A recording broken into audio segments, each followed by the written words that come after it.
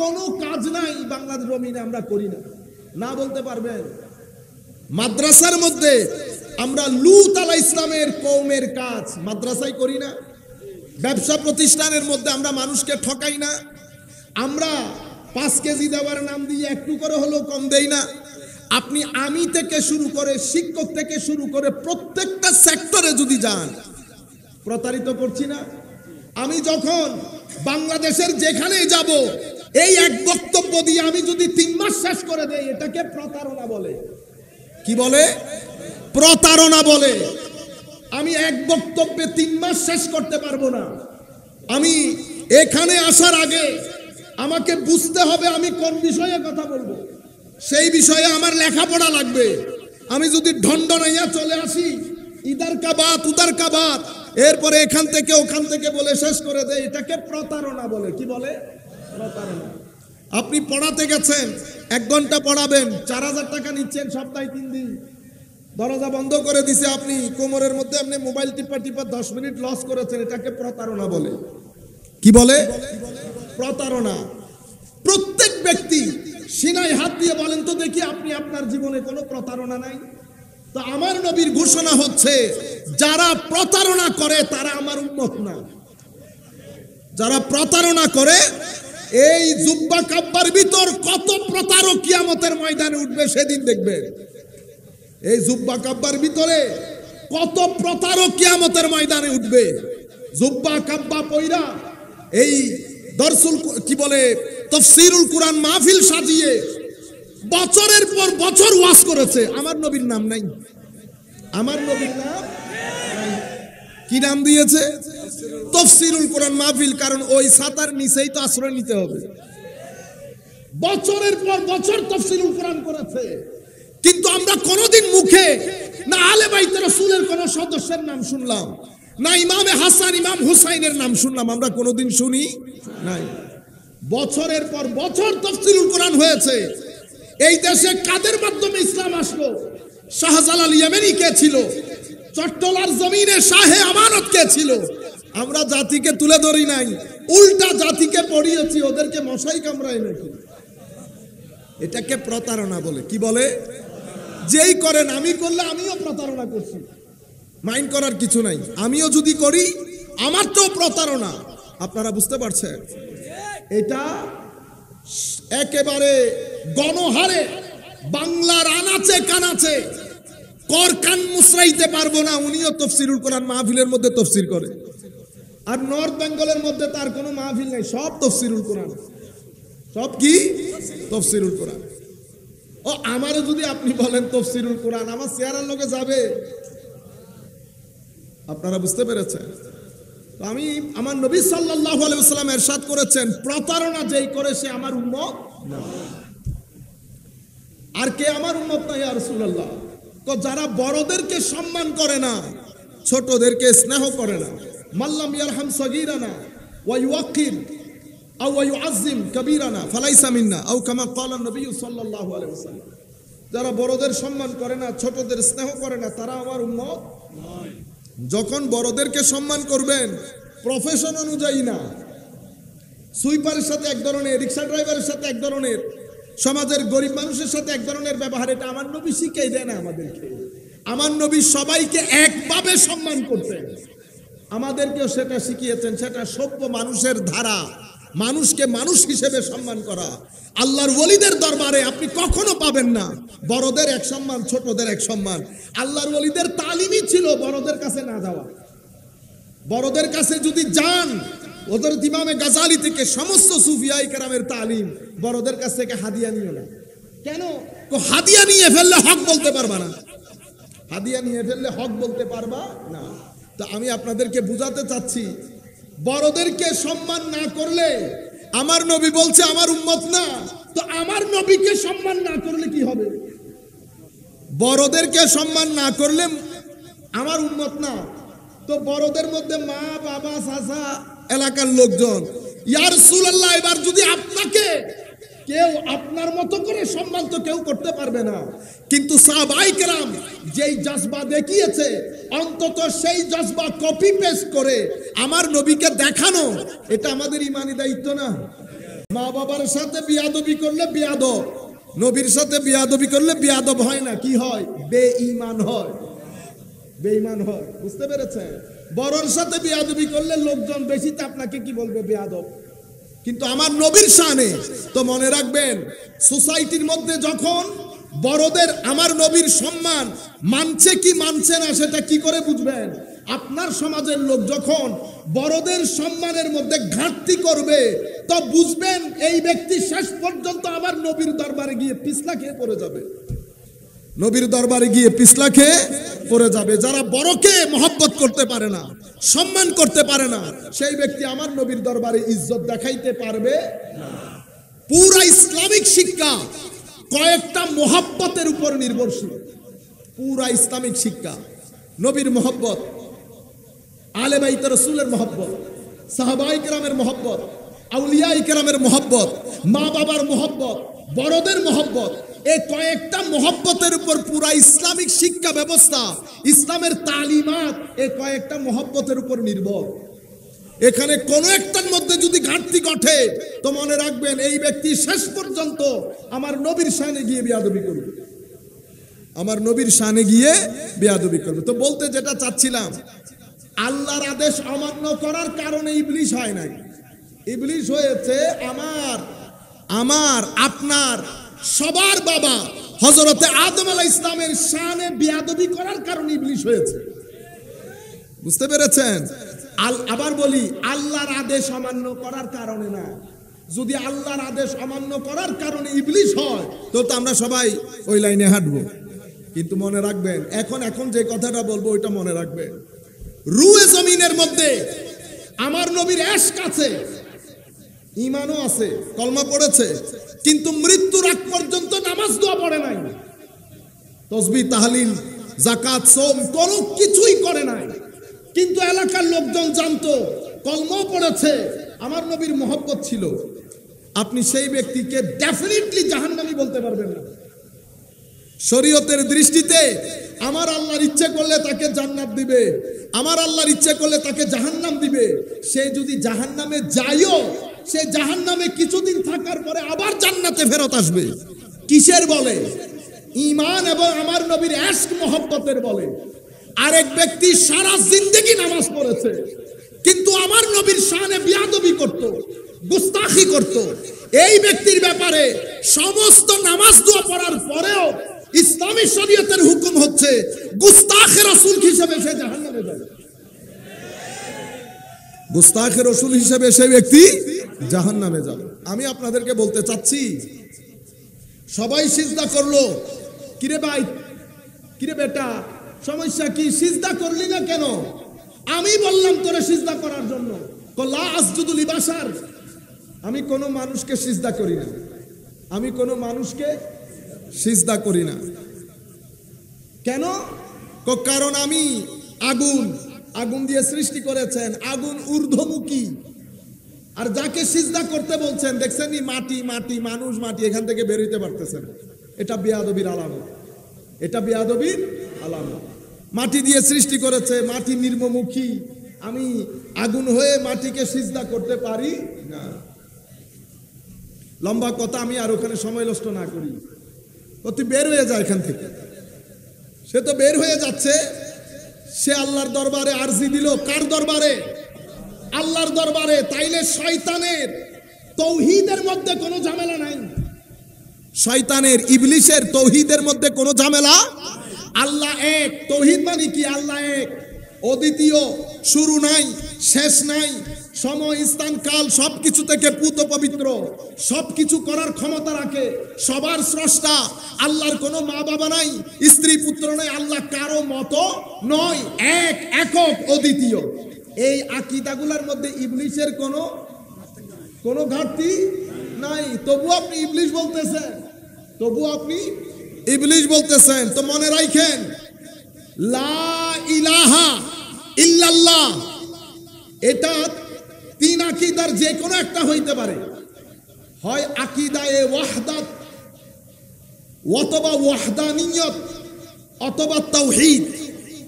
ওয়াহদাত মানে আল্লাহর একত্ববাদ। এক ব্যক্তি দীর্ঘ স্টাডির পরে বুঝতে পেরেছে, যে কোনো দার্শনিক, যে কোনো রতি মহারথী জ্ঞানী বৈজ্ঞানিক দীর্ঘ গবেষণার পরে বুঝতে পেরেছে এখানে পুরা পৃথিবীর পেছনে একজন কারিগর আছে। এটা বিজ্ঞান দর্শনের মাধ্যমে বুঝতে পেরেছে। সে ভূমণ্ডল নবমণ্ডল দেখেছে, আসমান জমিন সৃষ্টি, দিন রাত, সমুদ্র সবকিছু দেখে সেই সিদ্ধান্তে উপনীত হয়েছে যে এখানে একটা অ্যাবসলিউট ওয়াননেস আছে।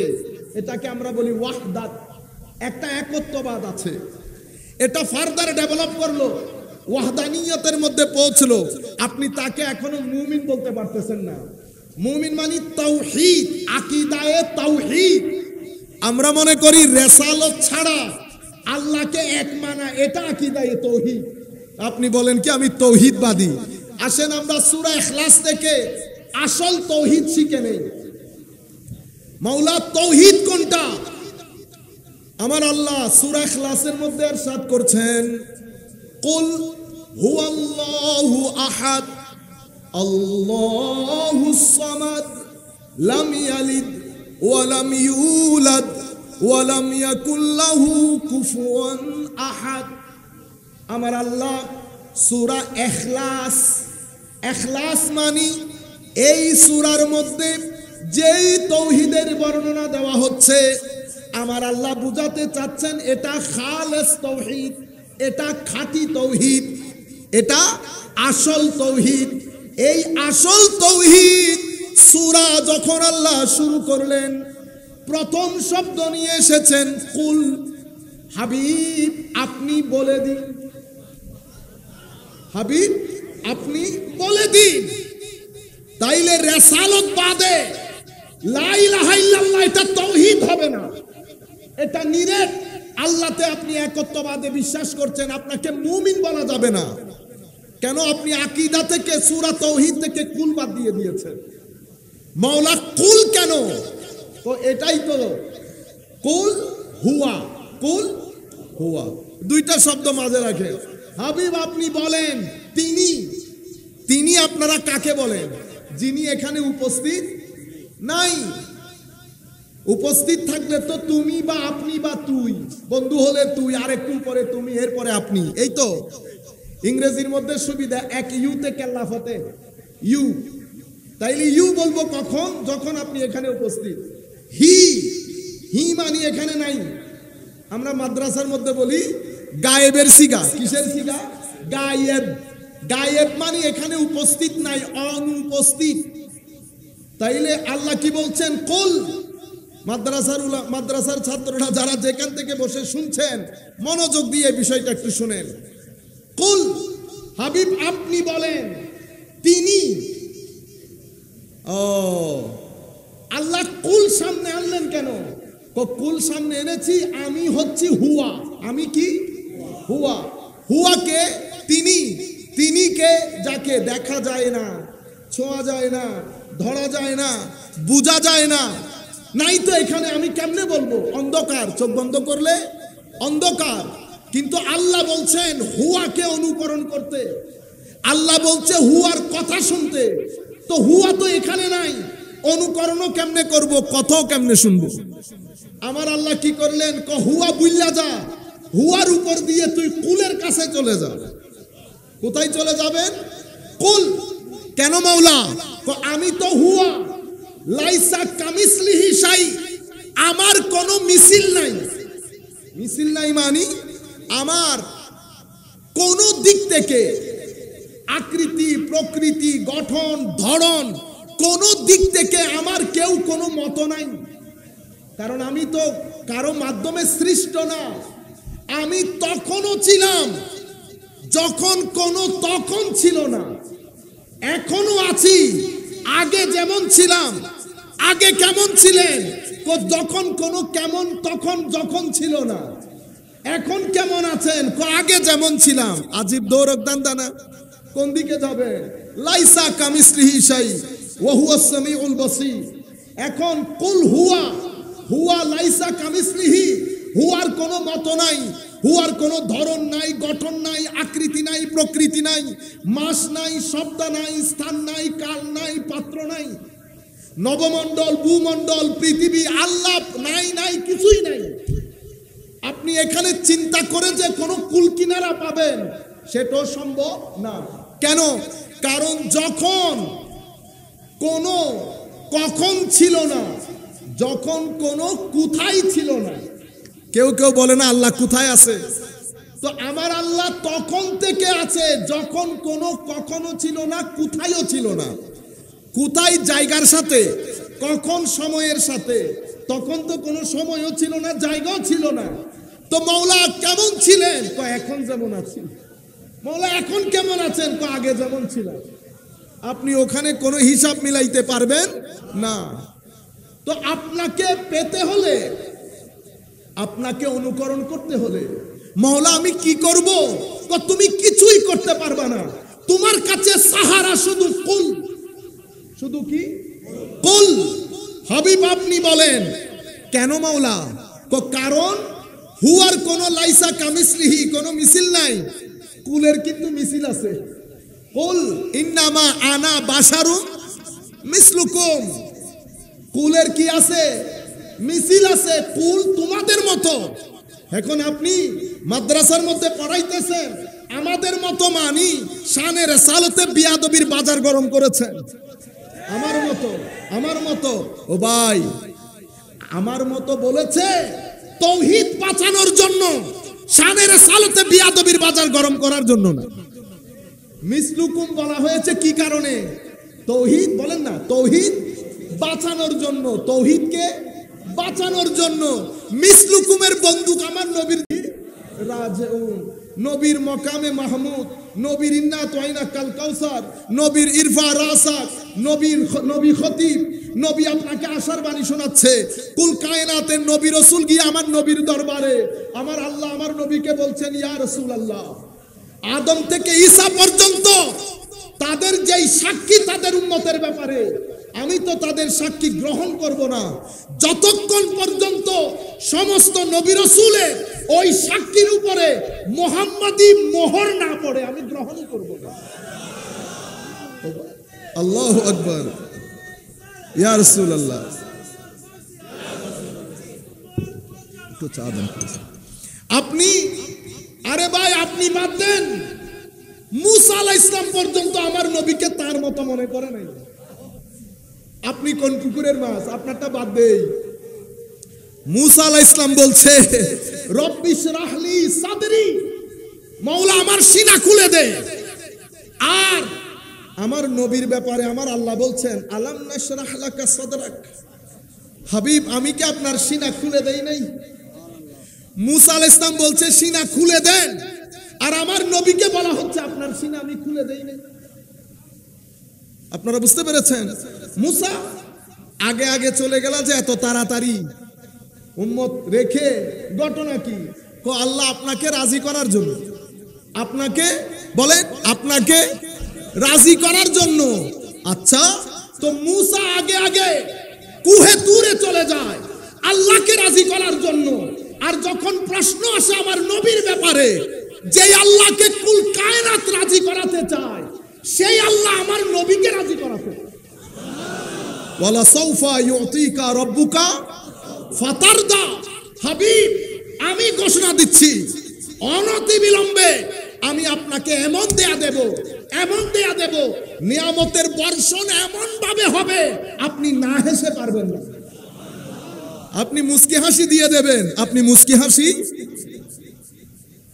আল্লাহ আল্লাহ হিসেবে কথা কি এভাবে বলার কথা? একজনের দৌড়াদৌড়ি করছে রাজি করার জন্য, আর আরেকজনের ব্যাপারে কথা হচ্ছে আমি আপনাকে সন্তুষ্ট করব, আমি আপনাকে সন্তুষ্ট করব। আমি যদি এই রাস্তায় যাই, এটা আলাদা একটা রাস্তা। আমি শুধু আপনাদেরকে বোঝাতে চাচ্ছি কুল এবং হুয়া, যাতে তৌহিদটা বুঝতে পারেন। তাইলে হুয়ার কোনো মিছিল নাই, সেই কারণে কুলকে আমাদের মতো করে পাঠানো হয়েছে। এখন আমাদের মতো মানে কি? আপনি আপনার কাতারে নিয়ে আসলেন অতি সাধারণ। আজকে একজন বলতেছে অতি সাধারণ, অতি সাধারণ। ইন্না লিল্লাহি ওয়া ইন্না, আমি জানি না উম্মতের ঈমান শেষ পর্যন্ত কোথায় দিয়ে দাঁড় করায় এই সমস্ত এই যে জুব্বা কুব্বা পরনেওয়ালা বান্দা। গাজালি পড়া যাবে না, না না না না, গাজালি পড়লে ইমান চলে যাবে। আচ্ছা, জালালউদ্দিন রুমি পড়া যাবে না, না না না, জালালউদ্দিন রুমি পড়লে ইমান চলে যাবে। আচ্ছা, আল্লাহর ওলিদের কোনো দরকার আছে না, ওদের কি অবদান? ও বা, কি আজীব একটা মাহৌল। মানে এটা এমন একটা স্টেজ হয়ে গেছে এখানে। এই যে আমি কথাগুলো বলছি, কোনো পরীক্ষা দিতে হয়েছে? কোনো পরীক্ষা দিতে হয়েছে? বস নামের তো টাইটেল আপনারাই লাগাই দেন, বুঝছেন না?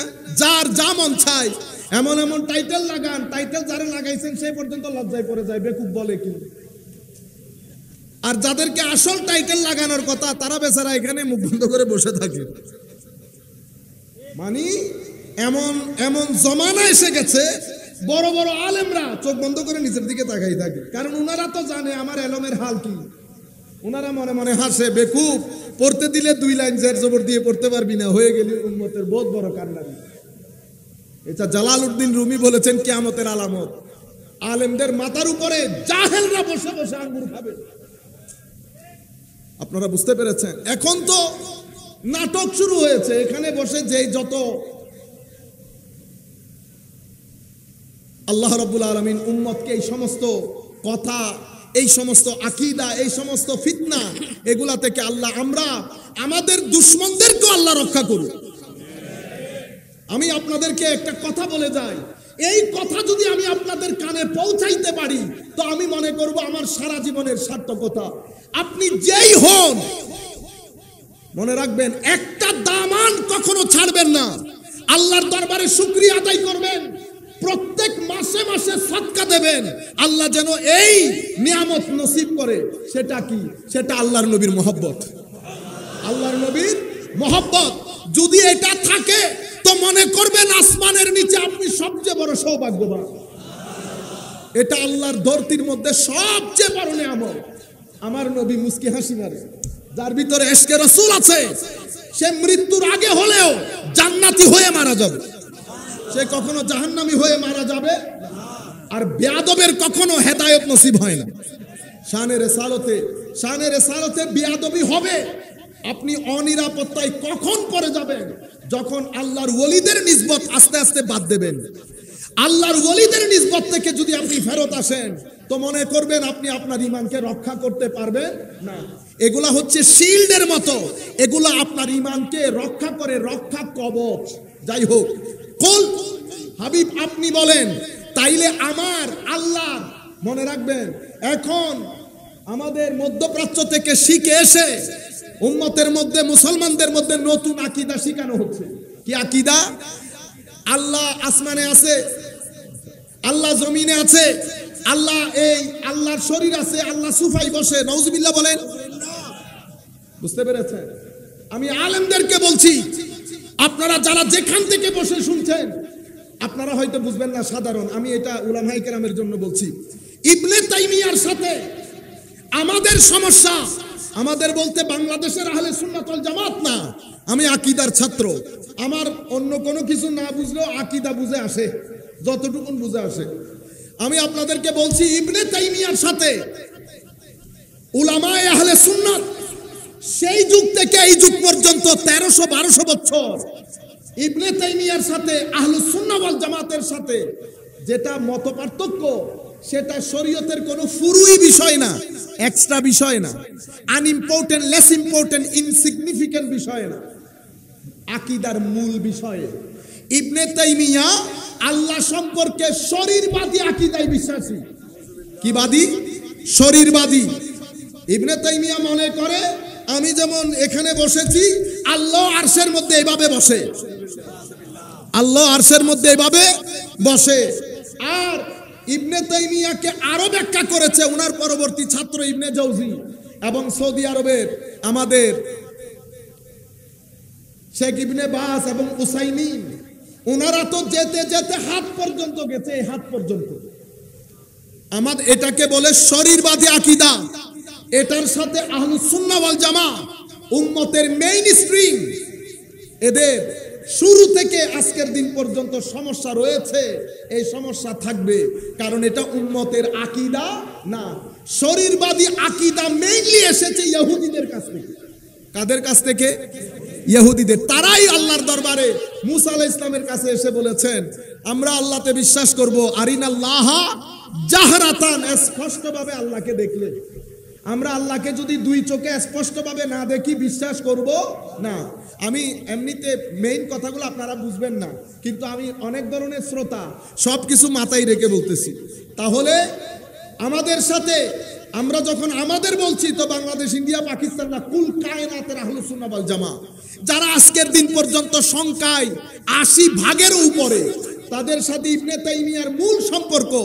ইবনে তাইমিয়াকে আমরা বলি হাসবি, অর্থাৎ শরীরবাদী আকীদায় বিশ্বাসী। উলামায়ে আহলে সুন্নাত শরীরবাদী আকীদায় বিশ্বাসী না।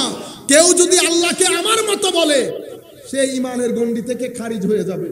কিন্তু কেউ যদি বলে আল্লাহর ধরন আছে, তবে কিরকম সেটা আমরা জানি না, এই কিরকম আমরা জানি না এটার কারণে তাকফীর হয় না, কিন্তু কি হয়, পথভ্রষ্টতা হয়। এই জন্য আমাদের আহলুস সুন্নাহ ওয়াল জামাতের আকীদায় আমরা বলি তানজিহ। তানজিহ মানে সাদৃশ্যপূর্ণ হয় এমন প্রত্যেক কিছু থেকে আল্লাহ পুত পবিত্র। যাই হোক, তো আমার নবীকে পাঠিয়েছেন মিসলুকুম করে। এখন মিসলুকুম আপনি করে নিয়ে এসে আপনার মতো করে মিসলুকুম সাজিয়েছেন।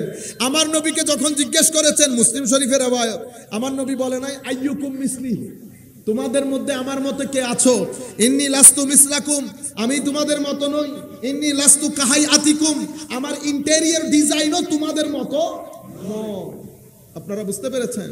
সম্মানিত উপস্থিতি, এই কারণে কুলকে পাঠানো হয়েছে। কুল এসে আমাদেরকে আল্লাহর পরিচয় দিয়েছে। সেই কারণে কুল যিনি, আল্লাহ পাহাড় আপনার আয়াত, কহায় আয়াত, সমুদ্র আপনার নিদর্শন আয়াত, জি আয়াত, নবমণ্ডল, ভূমণ্ডল, দিন রাতের পরিবর্তন আয়াত, আয়াত। আল্লাহ এগুলা একটাও কি বুরহান? কোন বুরহান না, এগুলো আয়াত। আয়াত আর বুরহানের মধ্যে ফারাক কি? তো আয়াত ও নিদর্শন, বুরহান হচ্ছে কোনো কিছু বুঝার জন্য যত ধরনের দলিল আছে, সর্বোৎকৃষ্ট দলিলকে বলা হয় বুরহান। এটাকে আরবিতে আমরা বলি আউকাদুল আদিল্লা। মাওলা আপনাকে ধারণ করার জন্য, বুঝার জন্য, কোন জিনিস আসমানের নিচে আমি কাকে বলবো বুরহান? আমার আল্লাহ বলছেন রুয়ে জমিনের মধ্যে যা কিছু বানিয়েছে আমাকে বুঝার জন্য, যার মাধ্যমে আমাকে বোঝা যায়, রুয়ে জমিনের মধ্যে আমি বুরহান বানিয়েছি একজনকে।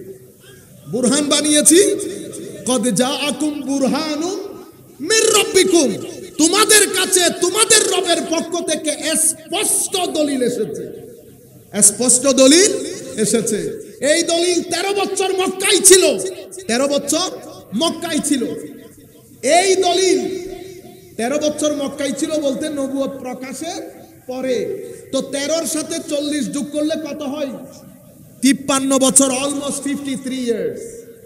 53 বছর বুরহান, হযরতে মা আমেনার ঘরে বুরহানের জন্ম। এরপরে হালিমা সাদিয়ার ঘরে বুরহান গেছে। বুরহান সামাজিক জীবন, বুরহানের বন্ধু বান্ধব ছিল, বুরহানের শত্রু ছিল। বুরহান ছোট বাচ্চাদের সাথে খেলেছে। বুরহান কখনো পাহাড়ে, বুরহান কখনো ব্যবসায়। বুরহান বুরহানের মতো করে জীবন ধারণ করেছে। কিন্তু বুরহান যখন আমার আল্লাহ নিয়ে বুরহান হাজির হয়েছে, বুরহান তখন ডেকে বলছে, বাদ দে 13 বছর। 13 বছরের আগে 40 বছর পর্যন্ত আমি তো তোমাদের সাথেই ছিলাম। 40 বছর আমি তোমাদের সাথেই ছিলাম। বলো তো দেখি, আমার এই 40 বছরের মধ্যে একটা বছর, একটা মাস, একটা দিন, একটা ঘন্টা, একটা মিনিট বা একটা সেকেন্ড তুমি আমাকে বলো, যেটা থেকে তুমি বলবা যে তুমি নবী হতে পারো না। মানে একটা সেকেন্ড, আমি 40 বছরের পরে না, 40 বছর পর্যন্ত একটা সেকেন্ড দেখে তুমি বলো যে আমি নবী হতে পারি না। বুরহানের জিন্দেগিকে আল্লাহ সেভাবে সাজিয়েছেন। বুরহান যখন প্রথম হিজরতের মধ্যে নাজ্জাশীর কাছে পাঠালেন, নাজ্জাশী হযরতে আবু সুফিয়ান তখন ইসলাম গ্রহণ করেন। আবু সুফিয়ানের নেতৃত্বেও সেদিন মক্কার কুরাইশদের একটা ডেলিগেশন গেছে। নাজ্জাশী হযরতে আবু সুফিয়ানকে ডেকে ঘরের মধ্যে ঢুকে বলতেছে, আবু সুফিয়ান বলো তো দেখি মুহাম্মদের চরিত্র কেমন সাল্লাল্লাহু আলাইহি ওয়াসাল্লাম। আবু সুফিয়ান বলতেছেন, পরবর্তীতে ইসলাম কবুল করেছে রাদিয়াল্লাহু আনহু ওয়া আরদা, নাজ্জাশী, মুহাম্মদের সাথে আমাদের যে মত পার্থক্য সেটা আরেক জায়গায়, কিন্তু তুমি যদি ব্যক্তি মুহাম্মদকে ধরো সাল্লাল্লাহু আলাইহি ওয়াসাল্লাম, তো এই ব্যক্তি মুহাম্মদের মতো কেউ আমি আমার জীবনে আমার চোখ কখনো দেখে নাই। আপনি বুঝতে পেরেছেন? তো সেই বুরহান যেটাকে আপনি মিসলুকুম করে ডোল বইটাচ্ছেন, সেই মিসলুকুমকে আল্লাহ বুরহান বানিয়েছেন। কেমন বুরহান? এই বুরহানের পরে কেউ যদি ঈমান আনয়ন না করে তাইলে সিধা জাহান্নাম, সিধা জাহান্নাম, আর কোনো ইফ বাট গ্রহণ করা হবে না। কারণ কি? পাহাড় দেখে যদি তুমি অস্বীকার করতে, আমি তোমাকে অস্বীকারী বলতাম না, আমি তোমাকে কাফের বলতাম না। সমুদ্র দেখার পর অস্বীকার করেছে, কাফের বলি নাই। কিন্তু বুরহান যখন এসেছে, মাওলা বুরহানকে, বুরহান এমন এক ব্যক্তির নাম যার আসার পর থেকে যাওয়ার 1 সেকেন্ড পর্যন্ত সমস্ত জিন্দেগিকে আমি আল্লাহ নিজে নিজে সাজিয়ে নাম দিয়েছি মুহাম্মদ সাল্লাল্লাহু আলাইহি ওয়াসাল্লাম।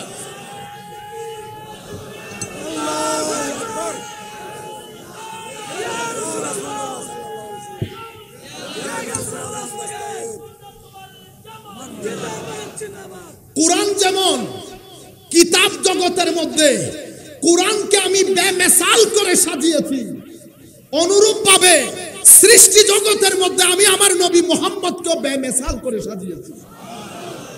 আমি যদি এখন কোরআনের আইব বলি, কোরআনের দোষ, আমি যদি এখন কোরআনের দোষ বলি, আপনারা আমাকে এখান থেকে যেতে দিবেন? কি করবেন? রেখে দেবেন না?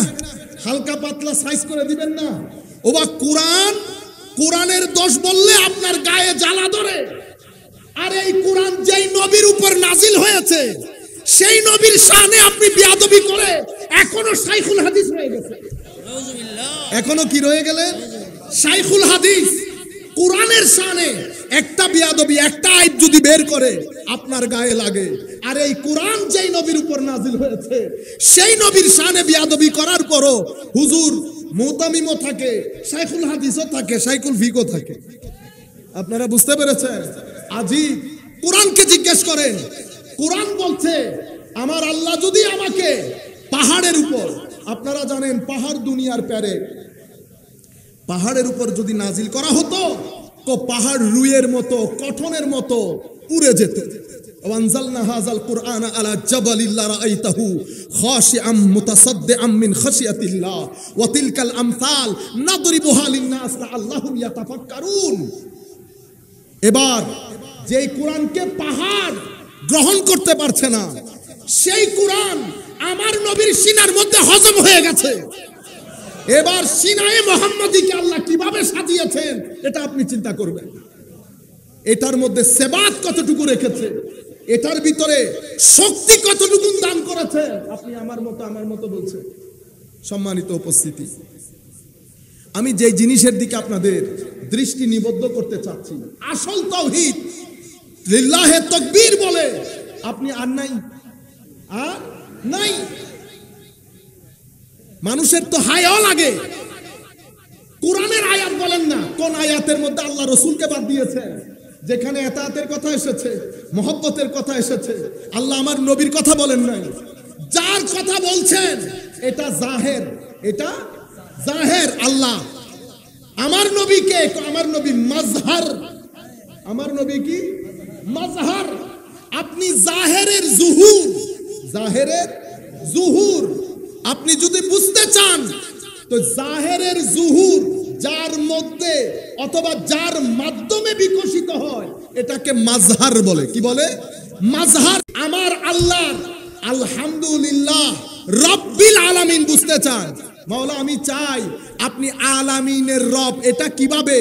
তো মাজহারকে, মাজহার মুহাম্মদুর রাসূলুল্লাহ, রুবুবিয়তে খুদাবন্দি, রহমানিয়তে খুদাবন্দি এবং মালিকিয়তে খুদাবন্দি,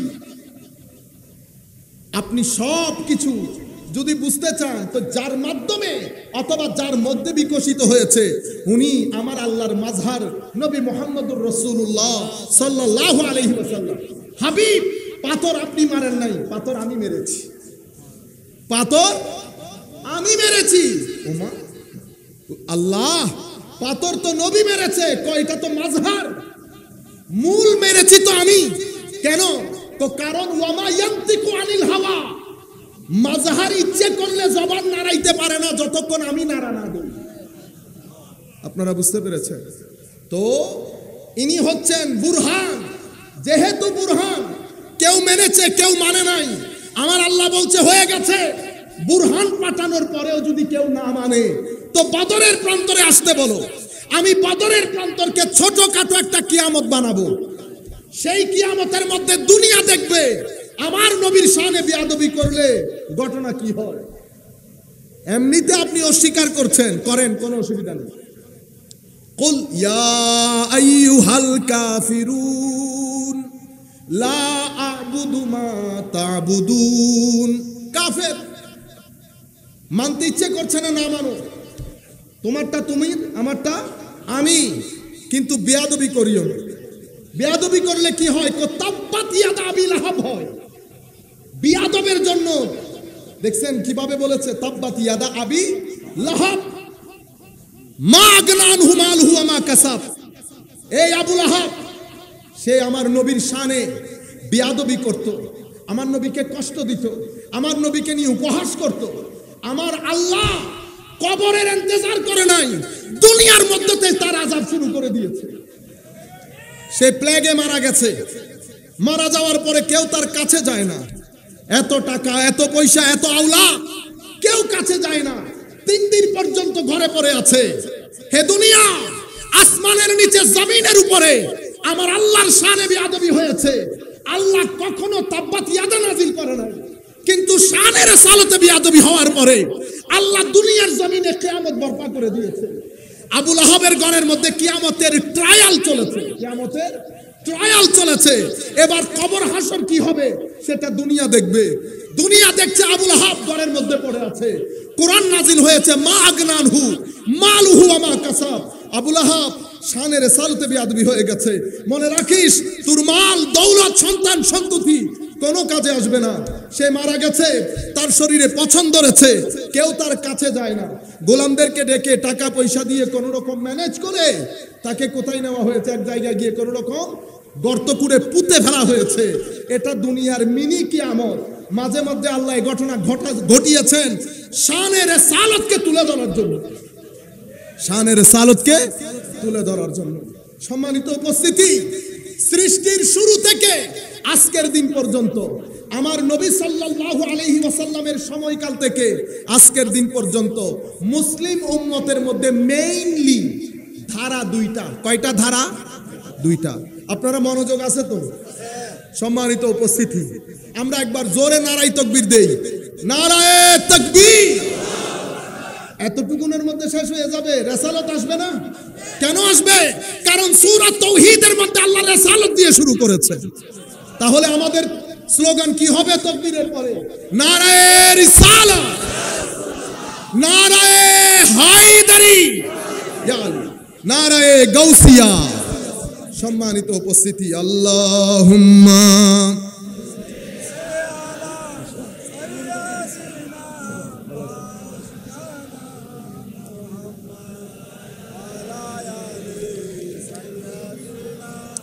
মৌলানা মুহাম্মদ। আমাদের নিয়ে বর্তমান সময়ে আমাদের একটা মোটা দাগা সমালোচনা হচ্ছে, সুন্নিরা একটু বেশি বলে ফেলে, সুন্নিরা একটু বেশি বলে ফেলে। সমস্যা হচ্ছে কি জানেন? নেফাকত, মুনাফিকি। সমাজের মধ্যে কিছু লোক বেয়াদবি করে, এটা আপনিও দেখতেছেন, আমিও দেখতেছি, কিন্তু কিছু লোক ভিতরে লালন করে, বাইরে দেখায় না। এটা কি বলে? মুনাফিকি। সৃষ্টির শুরু আমার নবী সাল্লাল্লাহু আলাইহি ওয়াসাল্লামের সময়কাল থেকে উম্মতে মুসলিমার মধ্যে, এই পয়েন্টটা খুবই গুরুত্বপূর্ণ, আমি চাইবো যে আপনারা খুব মনোযোগ দিয়ে শুনবেন। 2টা ধারা, একটা সাহাবায়ে কেরামের ধারা, আর একটা খারেজিদের ধারা। খারেজি কি? বুখারী শরীফের মধ্যে আলাদা একটা চ্যাপ্টার আছে, কিতাবুল খাওয়ারেজ। কি নাম? আপনারা যারা কলেজ ইউনিভার্সিটিতে পড়েন তারা যদি গুগলের মধ্যে লিখে দেন চ্যাপ্টার অফ খারিজাইট ইন সহিহুল বুখারী, তাহলে সব হাদিসগুলা গুগলের মধ্যে আসবে। গুগলে সব কিছু করেন, এটাও করা দরকার না? সম্মানিত উপস্থিতি, একটা সাহাবায়ে কেরামের ধারা, আরেকটা ধারা কাদের? খারেজিদের। আসেন সাহাবায়ে কেরামের ধারার সাথে সুন্নিয়তকে আমরা মিলিয়ে দেখি, সুন্নিরা বেশি করে না কম করে? হায় হায়। হযরতে মুআজ ইবনে জাবাল আমার নবীর পিছনে একটা বাহনের মধ্যে বসা। আমার নবী ডাক দিলেন, ইয়া মুআজ। হযরতে মুআজকে ডাক দেওয়ার সাথে সাথে হযরতে মুআজ উত্তর দিলেন কিভাবে দেখেন। আরবির মধ্যে উত্তর দেওয়ার নিয়ম হচ্ছে নাম বলেন, হ্যাঁ আমি আছি। কিন্তু আদব দেখেন, সাহাবায়ে কেরামের পিছনে বসা উত্তর দিচ্ছেন লাব্বাইকা ওয়া সাদাইকা ইয়া রাসূলুল্লাহ।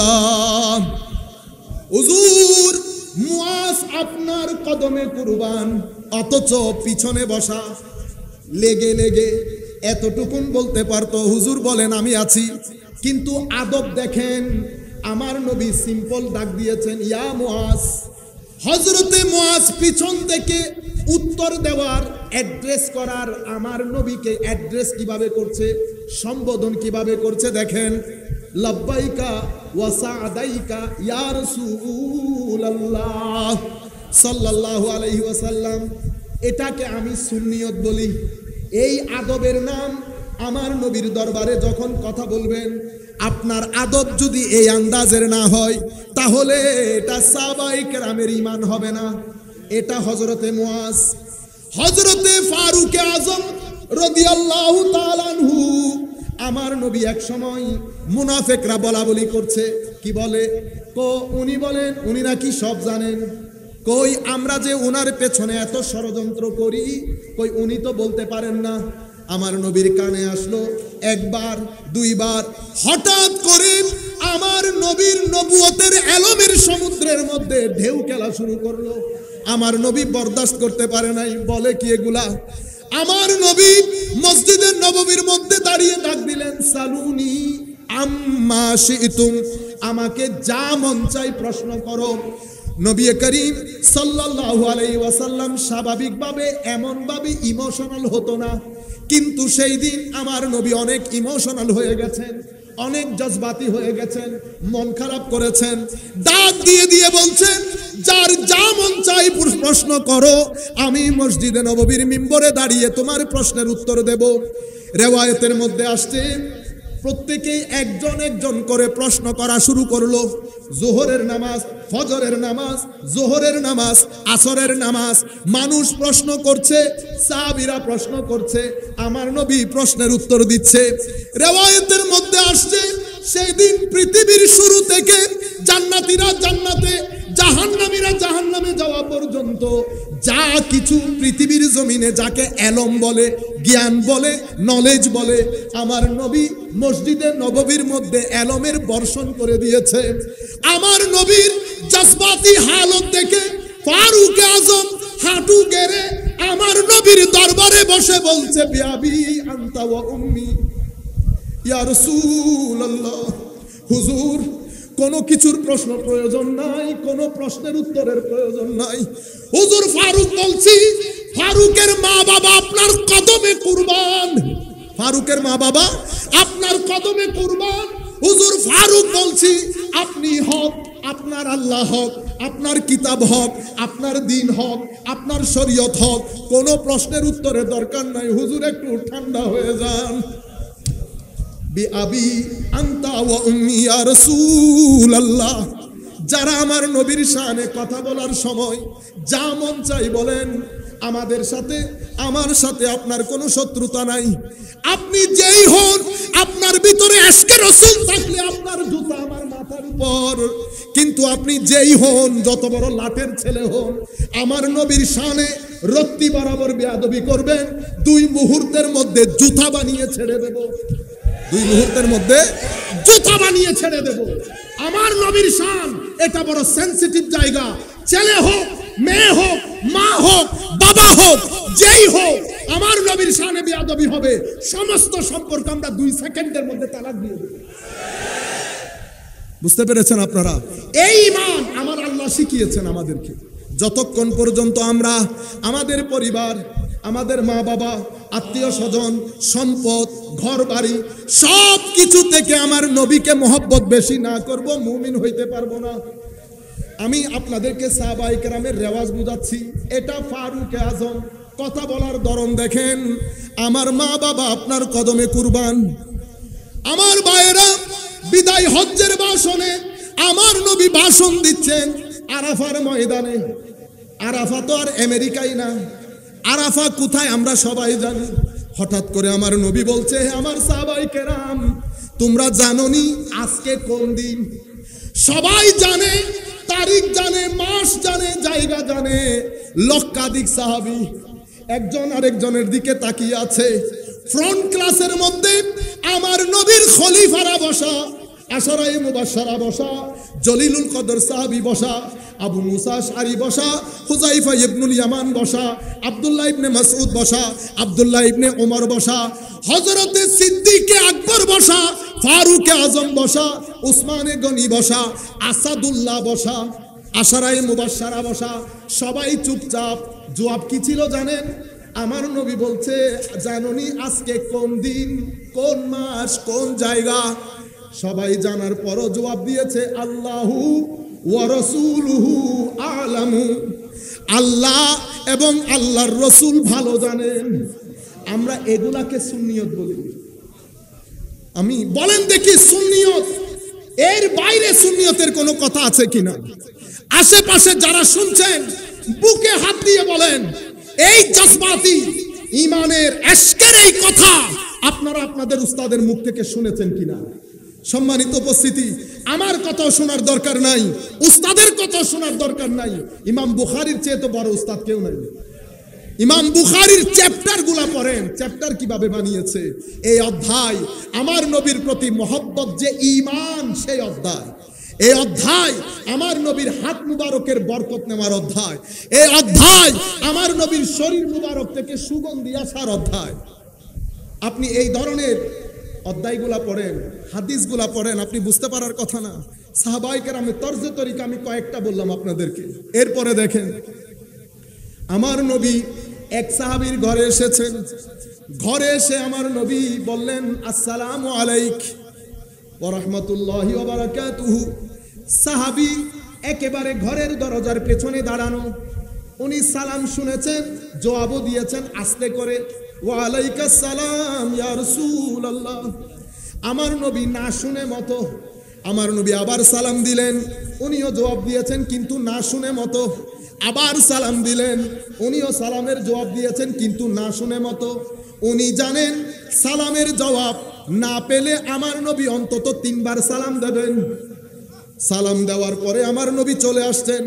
চলে আসার সময় ওই সাহাবী আমার নবীর পেছনে ছুটতে থাকে, ইয়া রাসূলুল্লাহ, ইয়া রাসূলুল্লাহ।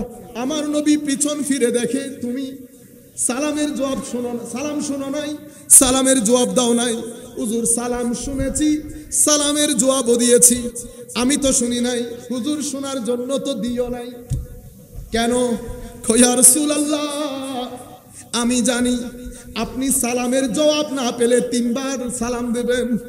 আমি অত বেকুব না, আপনাকে সালামের জবাব শুনিয়ে আপনার 2 সালাম থেকে আমি নিজেকে বঞ্চিত করব, এমন বেকুব আমি না। আমি জানি আমার ঘরে কে এসেছে, আমি জানি আমার ঘরে কে এসেছে, কে আমাকে সালাম দিচ্ছে। আমি তো সাহাবী রাসূল, আমি তো জানি। ইয়া রাসূলুল্লাহ, আমি চাই নাই আপনার সালাম থেকে আমি নিজেকে বঞ্চিত করতে, সেই কারণে আপনি শুনেন মতো আমি জবাব দেই নাই। পরে আমার নবীকে ঘরে নিয়ে খাওয়ানো শুরু করেছে, মেহমানদারি করা শুরু করেছে, শুধু আমার নবীকে খুশি করার জন্য।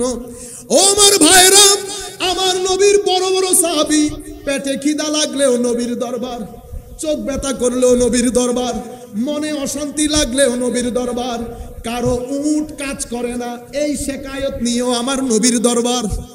বুঝতে পেরেছেন আপনারা?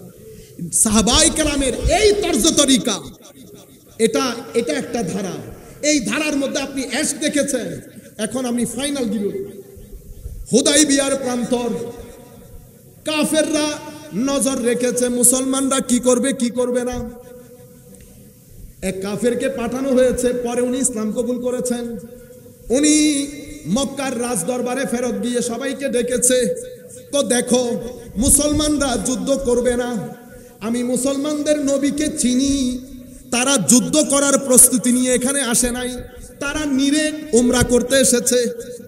আর যদি আরেকটা কথা বলি তো শুনো, উনি ইঙ্গিত দিতে চাচ্ছেন তুমি যাদের সাথে যুদ্ধ করতে চাচ্ছ, যুদ্ধের মধ্যে তাদেরকে তোমরা হারাইতে পারবে না। তারা কিছু নিয়ে আসলেও না, তারা কিছু না নিয়ে আসলেও না, কারণ যিনি পরিচালনা করবেন যুদ্ধ তিনি ইমামুল মুরসালিন। ইতপূর্বে বদরও দেখেছি, ওহুদও দেখেছি। যুদ্ধ এরা করে না, এদের পেছনে কোন শক্তি আছে যারা যুদ্ধ করে। সুতরাং তোমরা যুদ্ধের মধ্যে যাইবা না, যুদ্ধে তোমরা এটা মনে করিও না মুসলমানদের হাতে অস্ত্র নাই। মুসলমানরা অস্ত্র নিয়ে শুধু যুদ্ধ করে না, মুসলমানের একটা শক্তি সিনাই, আর একটা শক্তি অস্ত্রে।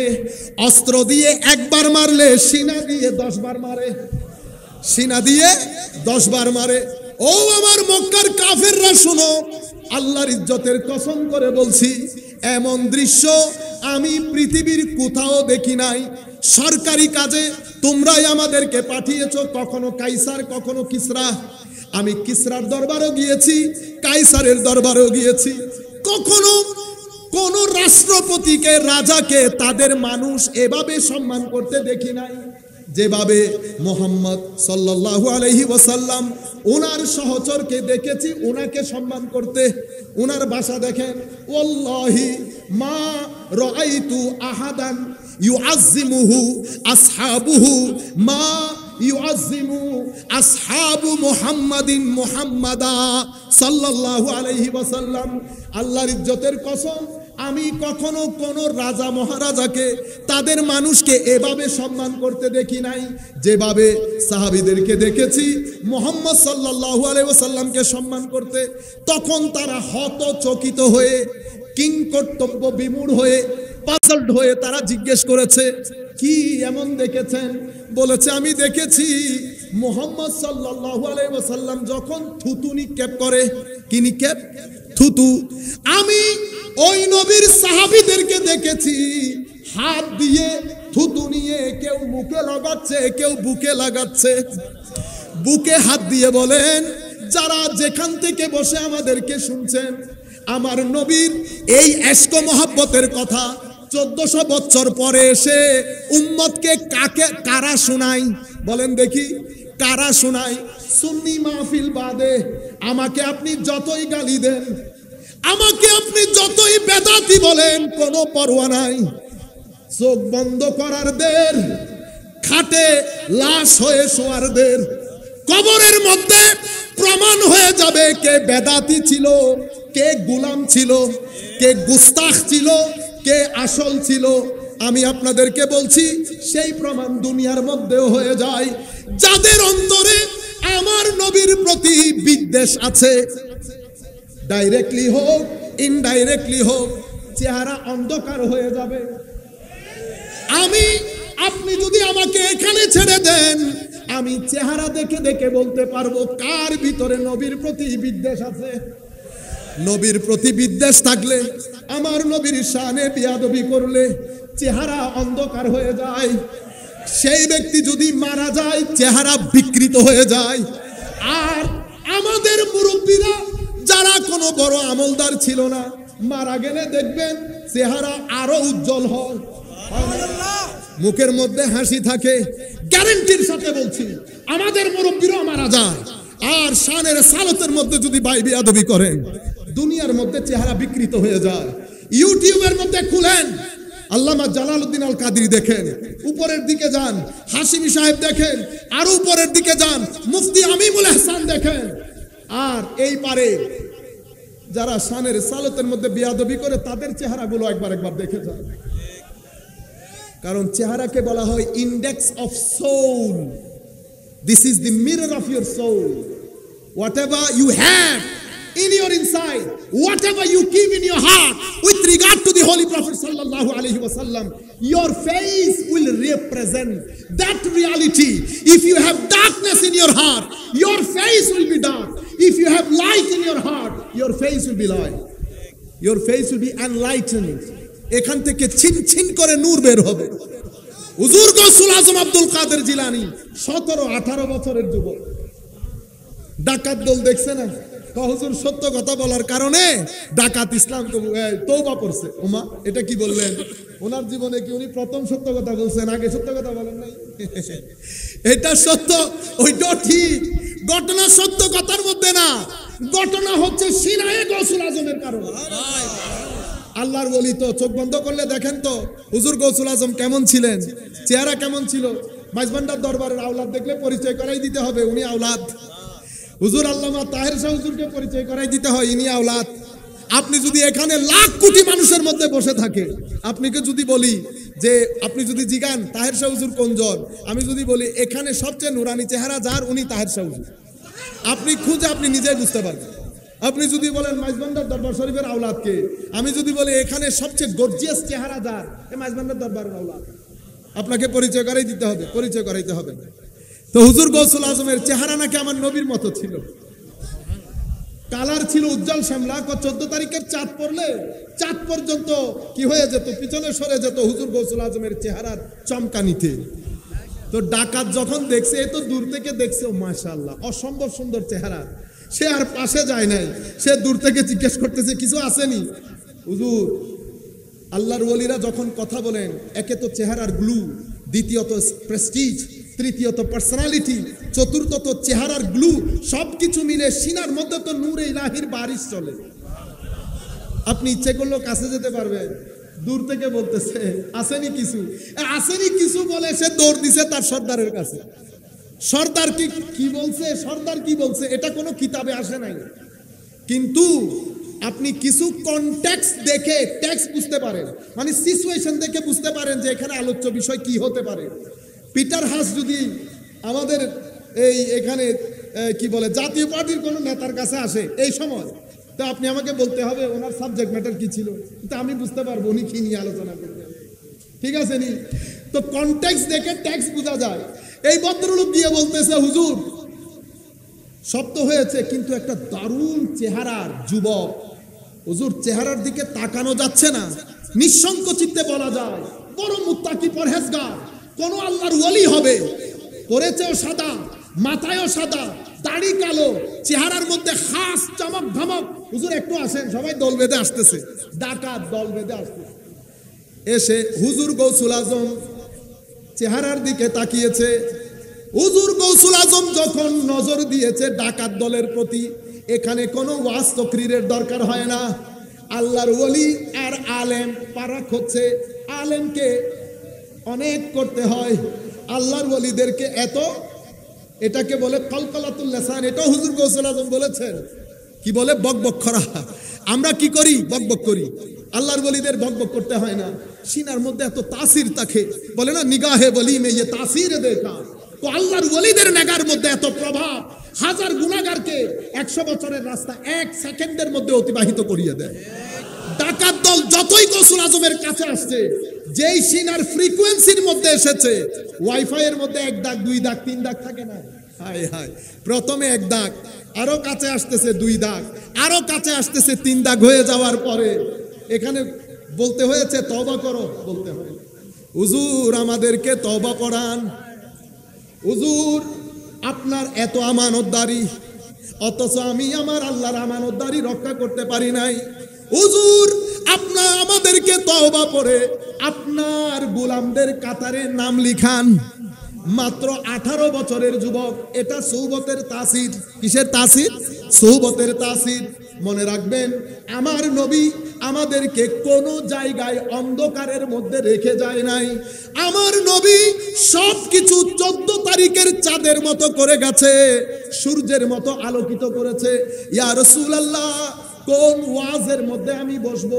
আমার নবী বলছেন, যেই বক্তার চেহারার মধ্যে তাকালে আল্লাহর ভয় তোমার ভিতরে জাগ্রত হয়, যেই বক্তার জবানের কথা শুনলে ইলম ও হিকমতের বারিশ বয়ে যায়, যেই বক্তার আমল দেখলে তুমি জুহদ, তাকওয়া, ওয়ারা, আল্লাহ ভীতি এগুলার নিরেট একটা নমুনা দেখতে পাও, মনে করবা তুমি ভালো লোকের সুহবতের মধ্যে আছো।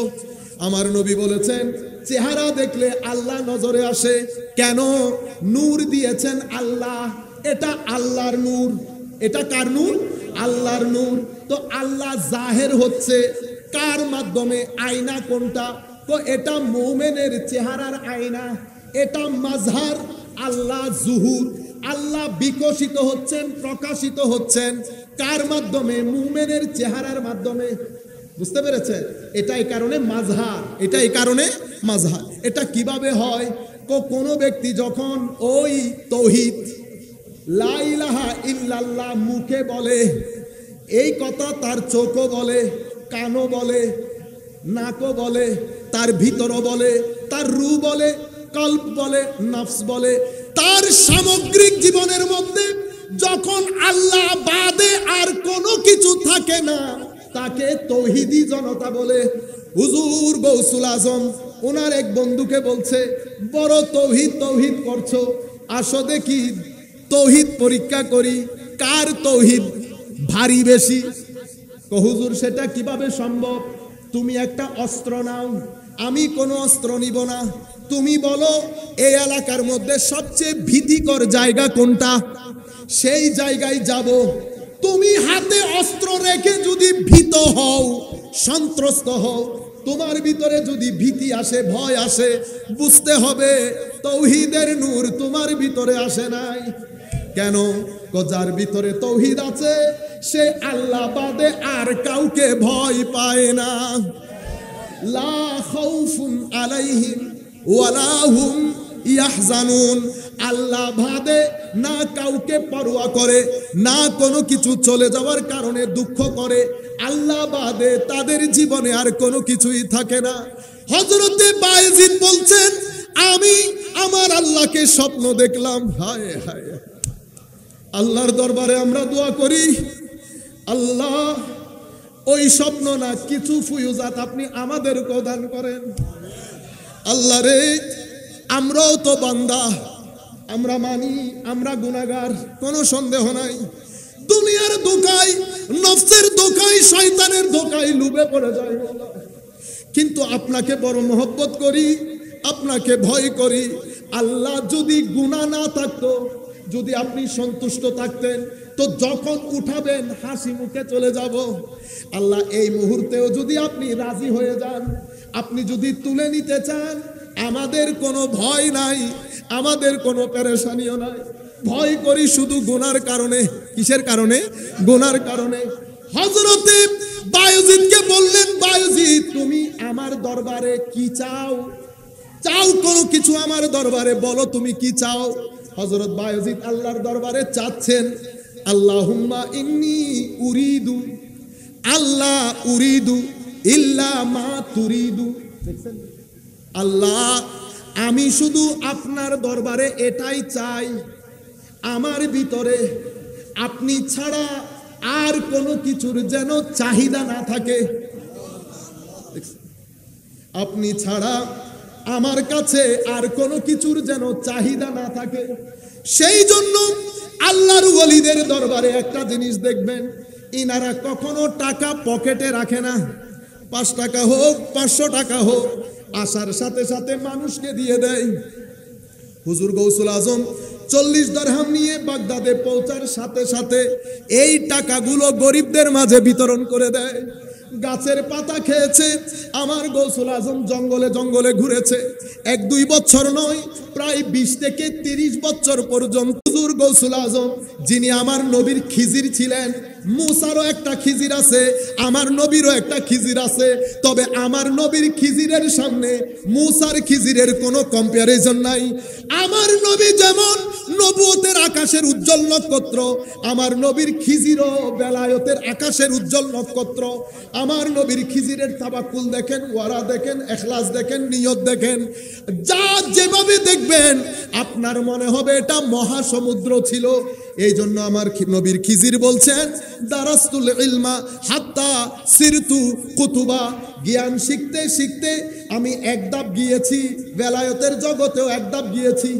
আমি শুধু ক্লাস পরিবর্তন করি নাই, আমরা আলিম পড়ি, ফাজিল পড়ি, কামিল পড়ি, অনেক পড়ালেখা করি। আমাদের জিন্দেগির মধ্যে না আছে ইবাদত। আমরা বুকে হাত দিয়ে বলতে পারবো আমাদের জিন্দেগিতে ইবাদত নাই, আমাদের জিন্দেগিতে কোরআনের তিলাওয়াত নাই। আমরা মোহব্বত করে কখনো কোরআন পড়ি না। আমাদের উস্তাদরা বলেছেন, বেটা জিন্দেগির মধ্যে কখনো কোরআনের তিলাওয়াত ছাড়বে না। কোরআনের তিলাওয়াত করলে মা যেমন সন্তানকে আদর করে, তার চেয়ে বেশি আদর করে কোরআন তার তেলাওয়াতকারীকে। আমরাও বলি, হুজুর আপনি ঠিক বলেছেন। আল্লাহর ইজ্জতের কসম করে বলি, কোরআন যখন আপনি পড়বেন এত মজা, এত স্বাদ আল্লাহর জমিনে আর কোথাও রাখে নাই। কারণ এটা আল্লাহর কালাম, এটা আমার নবীর আখলাক। আপনি যখন কোরআনের মজলিসে বসবেন, আপনি আমার আল্লাহকে ফিল করবেন। আপনার মনে হবে আপনি আমার আল্লাহর বারান্দার মধ্যে বসে আছেন। ও আমার ভাইরা, আমরা দুনিয়ার যাবতীয় সমস্যার মধ্যে আমরা বোরিং ফিল করি, আমাদের ঘরে শান্তি নাই, আমরা কেউ পরিবার পরিজন নিয়ে শান্তিতে নাই। এই অসুখ সেই অসুখ, ছেলে মানে তো মেয়ে মানে না, মেয়ে মানে তো ছেলে মানে না, ছেলে মেয়ে দুইজন মানলে স্ত্রী মানে না। আমার ভাইরা মনে রাখবেন, ঘরের শান্তি আল্লাহ রসুল বাদে সম্ভব না। যেই ঘরের মধ্যে আল্লাহ রসুল থাকবে সেই ঘরের মধ্যে শান্তি থাকবে। যেই ঘরের মধ্যে আল্লাহ রসুল থাকবে না, কোরআনের তিলাওয়াত থাকবে না, দরুদ থাকবে না, আল্লাহর ইজ্জতের কসম করে বলছি, আমেরিকার মধ্যে গেলেও শান্তি পাবেন না। আমেরিকার মধ্যে গেলেও, আমেরিকা বলেন, ইংল্যান্ড বলেন, আমাদেরকে এখন অনেক কিছু শিখাইতে আসে না। আমার মাঝে মধ্যে খুব ইচ্ছা করে আমি মরহুম শেখ মুজিবুর রহমান সাহেবের একটা ইন্টারভিউ আমি সব সময় দেখি, আমার ভালো লাগে। আবার আপনারা কথা আরেকটা বলি, যিনি যেটা সেটা আমাকে স্বীকার করতে হবে না, সেটা আমার জিয়াউর রহমানকেও ভালো লাগে ওই দিক থেকে। কোনটা? বিবিসির সাংবাদিককে তৎকালীন যুগে ইন্টারভিউ দিচ্ছেন, পায়ের উপর পা তুলেছে, বাঘের বাচ্চা, ঠিক আছে, পেটে খাদ্য না থাকতে পারে, বেটা পার্সোনালিটি আছে আমাদের, বুঝতে পেরেছেন? দিল খুশি হয়ে যায়। আমরা তো সাদা চামড়া দেখলে পারি না ফা ধরে ফেলতে। সাদা চামড়ার লোক যে গ্যারেজের মাস্টার হইতে পারে এটাও বুঝতে চাই না। আমাদের এখান থেকে সরকারি পর্যায়ের কিছু লোক, আমরা তখন অনেক আগের কথা, ইংল্যান্ডে, ও স্যার হলাম ভাই মাফ কর দো, ও সবাই স্যার হয় না তো, এখানে গ্যারেজের মাস্টারও আছে, বুঝতে পেরেছেন? আমাদের এখান থেকে আমাদেরকে শিখায় না ডেমোক্রেসি অমুক সব। মাঝে মধ্যে আমার খুব ইচ্ছে করে এক ব্যক্তি যদি কোনোদিন চোখে চোখ রেখে বলতো, বেটা আমাদেরকে শিখাইতে হবে না, সব আমাদের এখানে জানা আছে, আপনারটা আপনি ভিতরে রাখেন। মনে রাখবেন, আমেরিকা বলেন, ইংল্যান্ড বলেন, স্ক্যান্ডিনেভিয়ান কান্ট্রি বলেন, ইউরোপ বলেন, একটা জায়গার মধ্যে এসে স্টপ হয়ে গেছে। সেটা কি? দিন ধর্ম বাদ দিয়ে তাদের সমাজ যে অচল হয়ে গেছে সেটা তারা বুঝে ফেলেছে। সমাজের মধ্যে ক্রাইম রেট আকাশে, ড্রাগ ডিলিং আকাশে, রেপ আকাশে, ডিভোর্স রেট আকাশে। যেই সমাজের মধ্যে এই জিনিসগুলো আছে, কেন আছে? কারণ সমাজের বেশিরভাগ মানুষ ডিপ্রেশনে ভুগে, কি হতাশায় ভুগে। এটাকে বলে মানসিক বিকারগ্রস্ত হওয়া, মানসিক অসুস্থ হওয়া। আপনি যখন মানসিকভাবে অসুস্থ হবেন, এই পরিণামের দিকে আপনি যাবেন, শেষ পর্যন্ত আত্মহত্যা বেড়ে যাবে। যেভাবে ইউরোপের মধ্যে আমেরিকার ছেলেরা আত্মহত্যা করে, আপনারা দেখেন না, ছেলে একটা হঠাৎ করে স্কুলে এসে ব্রাশ ফায়ার করে 20 জন মেরে ফেলে। এটা আপনি মানসিকভাবে সুস্থ না। এত টাকা পয়সা, এত কিছু, এত সুন্দর একটা দেশ, এত আইন কানুন, তাইলে মানসিকভাবে শান্ত নয় কেন? আমার বয়সী যারা আমার চেয়ে কম বয়সী আছেন আমার ভাইয়েরা, দিন বাদ দিয়ে, ধর্ম বাদ দিয়ে, আল্লাহ রসুল বাদ দিয়ে আপনি আল্লাহর ধরতির মধ্যে শান্তিতে থাকতে পারবেন না। মনে রাখবেন, দোকানে, চাকরিতে আপনি এক মানুষকে ঠকাবেন বা প্রতারণা করবেন, আমরা কি মনে করি? বস বিসমিল্লাহ, কাজ হয়ে গেছে। মনে রাখবেন, every action has its reaction. প্রত্যেক ক্রিয়ার একটা প্রতিক্রিয়া আছে। আপনি দোকানে বলেন, রাস্তায় বলেন, অফিসে বলেন, একজনকে ঠকাবেন, সেটা আপনার পুরা পারিবারিক জীবন ধ্বংস করে দেবে। আবার যদি আপনি একজনকে সহযোগিতা করেন, সেটা আপনার পরিবারের জীবন, চাকরি জীবনকে অনেক সম্মানে শান্তির করবে। আপনি যদি আজ থেকে 30 বছর ব্যাকে যান, দেখবেন আমাদের মুরব্বীদের জীবন কত দারুণ ছিল। সততার যুগ ছিল, কম মুখে হয়ে ফেলাই দিয়ে হতাই দুনিয়া উল্টে গেলে ওই তুমি দেখছেন, এটাকে বলে কি অনেস্টি। সততা ছিল, সত্যবাদিতা ছিল, দিন ধর্ম ছিল, মানুষের ভিতরে শান্তি ছিল। শান্তি থাকার কারণে আমাদের crime rate, divorce rate, rape rate, drug dealing rate, eve teasing rate এগুলা কম ছিল। আপনি যদি এগুলা কমাতে চান তো মনে রাখবেন, এই গাছ কেটে লাভ নাই। গাছের যদি শিকড় রেখে দেন, গাছ কেটে লাভ আছে? লাভ নাই। আমাদের এখানে কলেজ বিশ্ববিদ্যালয়ের আমরা যারা অপরাধ বিদ্যা নিয়ে গবেষণা করি, আমাদেরকে জিজ্ঞেস করা হলে আমরা ভুলক্রমেও ধর্মের নাম নেই না। কি বলি? সামাজিক অবক্ষয়, ব্যক্তিগত অবক্ষয়। ও অবক্ষয় হচ্ছে কেন? মনে রাখবেন, আমার আল্লাহ আমাদেরকে এই শরীরের মধ্যে একটা দিয়েছে ব্রেইন, একটা দিয়েছে মন, একটা দিয়েছে পেট। পেট ভাতের জন্য, তো ভাত কোত্থেকে আসবে? টাকা দিয়ে। টাকার জন্য ভালো চাকরি বা ব্যবসা দরকার, তো ভালো চাকরি এবং ব্যবসা আপনার পেট পর্যন্ত, এটাও ইম্পর্টেন্ট। এটা ছাড়া আপনি বাঁচতে পারবেন না। এই যে আমার পেটে খাদ্য নেই, আমার মুখ দিয়ে কথা বেরোচ্ছে না, কারণ আমি সকালবেলা আসছি হবিগঞ্জ থেকে 11:30টায়, আবার ওখান থেকে রোজান যেতে হয়েছে পারিবারিক কাজে, ওখান থেকে এখানে এসেছি, ঘুমাই নাই। আমি উঠছি, গাড়িতে উঠছি, আমার যিনি নিয়ে আসছেন উনি বলতেছেন, হুজুর উঠেন, এসে গেছি। এখানে কি ঘটনা ঘটেছে আল্লাহ পাক জানেন। সুবহানাল্লাহ। তো পেটের ভাতও দরকার। এর পরবর্তীতে আপনি শুধু পেটের ভাত দিয়ে দেশকে শান্তি করতে পারবেন না। দেশ বলতে আমি আপনাকে বুঝাচ্ছি, আপনি একটা বড় রাষ্ট্র, বাংলাদেশ নিয়ে আপনি পরে চিন্তা করেন। আপনি আগে নিজের ভিতরে শান্তি প্রতিষ্ঠা করেন। আপনার ভিতরেও একটা দেশ আছে, সেই দেশের মধ্যে সবাই ভালো মানুষ না, কেউ চোর, কেউ ভালো মানুষ। চোরকে নফস, চোরকে অশ্লীলতা, চোরকে অহংকার, চোরকে অভদ্রতা, এগুলো একটা দুনিয়া। আরেকটা দুনিয়া কোনটা? আখলাকের দুনিয়া, ভদ্রতার দুনিয়া, নূরের দুনিয়া, ফেরেশতাদের দুনিয়া। আপনার ভিতরে দেশ দুইটা, আপনার উপর ডিপেন্ড করছে এখন আপনি কোন রাষ্ট্রে থাকবেন। আপনি যদি অশ্লীলতার রাষ্ট্রে চলে যান, আপনার কথাই বার্তায় চাল চলনে সেটা বহিঃপ্রকাশ হবে। আপনার রাষ্ট্র ভিতরে শান্তি থাকবে না। এখানে শান্তি না থাকলে দেশে শান্তি থাকবে না। দেশের শান্তি পরে, আগে আমার ব্যক্তিগত শান্তি। ব্যক্তিগত শান্তি কখন আসবে? কদে আফলাহা মান তাজাক্কা। আপনি যদি ব্যক্তি পর্যায়ে শান্তি চান, আপনার ভিতর জগৎকে পরিষ্কার করতে হবে। ভিতর জগতের মধ্যে হিজরত করা ছাড়া কি করবেন? হিজরত। বাংলাদেশ থেকে আমেরিকায় হিজরত করেন টাকা পয়সার জন্য, তো এখানেও হিজরত লাগবে। প্রত্যেকে কোথায় হিজরত করবেন? অশ্লীলতা থেকে শ্লীলতার দিকে, অভদ্রতা থেকে ভদ্রতার দিকে, অহংকার থেকে ভদ্রতার দিকে। আপনি যখন এই হিজরত করবেন, তো আপনার ভিতরে স্থিরতা তৈরি হবে।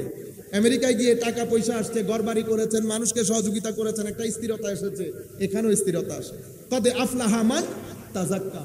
আমার আল্লাহ, আমার নবী বলছেন, আলা ওয়াহিয়াল কলব আলা ইন্না ফিল জাসাদে মুদগা। আমার ভিতরে একটা খারাপ জিনিস আছে, এটা যদি পচে যায় পুরো শরীর পচে যায়, এটা যদি ঠিক থাকে পুরো শরীর ঠিক থাকে। আপনারা বুঝতে পেরেছেন? তো আগে দেশের শান্তি না, আগে আমার ভিতরের শান্তি। এখানে যদি শান্তি থাকে, দেশেও শান্তি থাকবে। আগে আমাদের বাপদাদাদের সময়কালে তাদের ভিতরে শান্তি ছিল, দেশেও শান্তি ছিল। এখন আমাদের ভিতরে শান্তি খতম, দেশেও শান্তি খতম। যাই হোক, আমরা এই জায়গায়, আমাদের পূর্ববর্তী জায়গায় চলে যাই। তো সাহাবায়ে কেরামের এই জিনিসগুলো আপনারা দেখেছেন। তুতু মুবারক, ঘাম মুবারক, আমার নবীর ব্যবহৃত অজুর পানি, আমার নবীর চুল মুবারক কাটছে। সাহাবায়ে কেরাম ফাতাফা বিহি আসহাবুহু, সাহাবায়ে কেরাম আমার নবীর চতুর্পার্শ্বে তাওয়াফ করছেন। চতুর্পার্শ্বে তাওয়াফ করছে, জালের মতো হাত বিছিয়ে দিয়ে, যেন আমার নবীর কোনো চুল মাটিতে না পড়ে, মাটিতে না পড়ে। এটা চুল মুবারকের সাথে হযরতে আবু উবাইদা, বুখারী শরীফের রিওয়ায়াত। আমার ভাইরা, পড়েও না, পড়ায়ও না। হযরতে আবু উবাইদা বলছেন, ভাই আনাস, আপনার কাছে আমার নবীর একটা চুল আছে, চুল মুবারক। আনাস রে, এই চুল যদি আমার থাকতো অথবা আমার কাছে আমার নবীর অন্য কোনো চুল মুবারক থাকতো, দুনিয়ার সবচেয়ে উত্তম সম্পদ হিসেবে আমি ওই চুল মুবারককে বিবেচনা করতাম। সকাল বিকাল জিবরিল আমিন আল্লাহর পক্ষ থেকে ওহী নিয়ে আমার ঘরের চৌখটে দাঁড়িয়ে থাকে, আর তুমি আমাকে বলছো আমার বিচার প্রক্রিয়া যথাযথ হয় নাই। এগুলা বলার পরে সে চলে যাচ্ছে।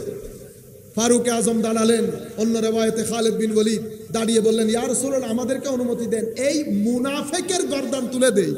মুনাফিক বললেন, কেন? শানের সালাতে বিয়াদবির কারণে।